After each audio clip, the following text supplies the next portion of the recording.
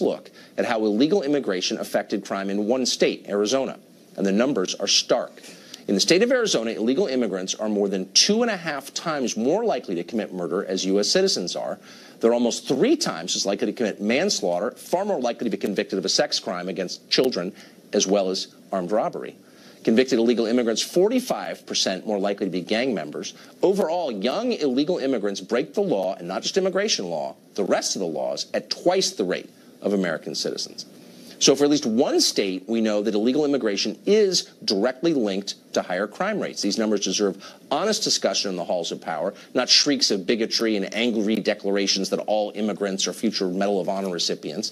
The fact that elites don't want to have that conversation says everything about what their real priorities are, and you're not on the list of priorities, trust me.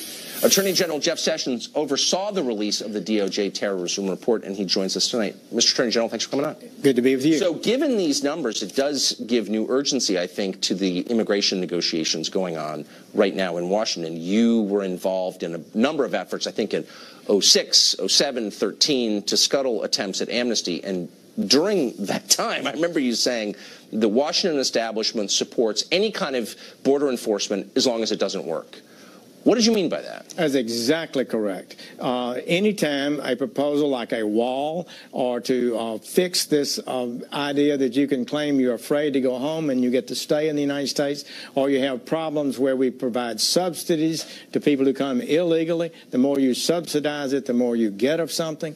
These kind of failed policies are just never going to work, and the American people don't believe in it, and we've been trying to reform it, and every time you come up with a reform that works, gets blocked. And so President Trump has said, we have immigration, we want immigration, but we want to vet these people. We want to know who they are and make sure they're going to be productive people, people who will flourish in America, who are going to not be terrorists, not be criminals, and that's exactly correct for America. It's just unbelievable to me that we have the resistance we're having today to the reforms that are on the verge. We are close to having reforms that will actually work today.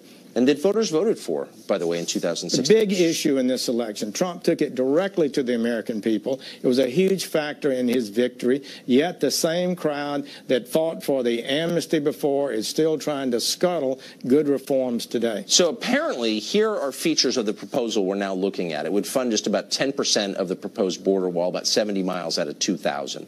No enforcement, basically. You can't deport anybody. It would expand chain migration. Dreamers could bring their relatives. It makes a diversity lottery more low-skilled. It doesn't seem like it's moving in the right direction. Totally unjustifiable. That cannot be. That is not a proposal that has any prospect of success. They need to look at the proposal that House Judiciary Committee, Congressman Goodlatte has proposed. That will work. It will end the illegality, make a tremendous progress toward ending illegality, and make the system work better. That's what the American people want. And the objectors, the sanctuary cities, the New Jersey policy you just talked about, those are policies that favor illegality. They subsidize illegality. They encourage illegality. American people are sick of that. It's time to end it. The choice is clear, and it's going to be even clearer this year. We're going to have some votes in Congress. People need to be held to account. Are you going to fix this system, create a system that protects America?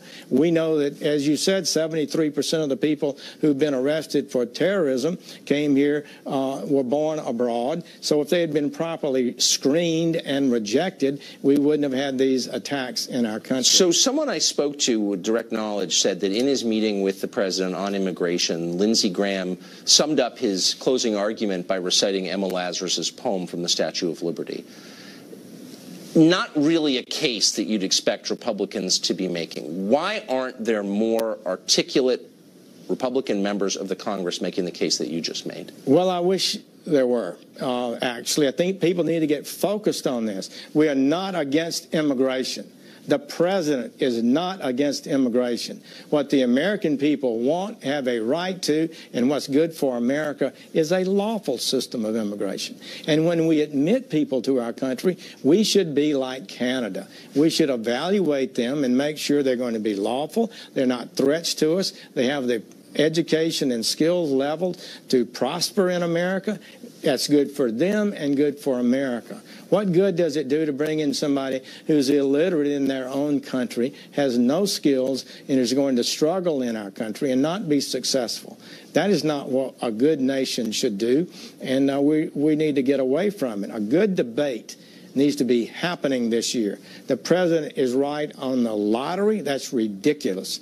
How absurd is that for a policy for a great nation?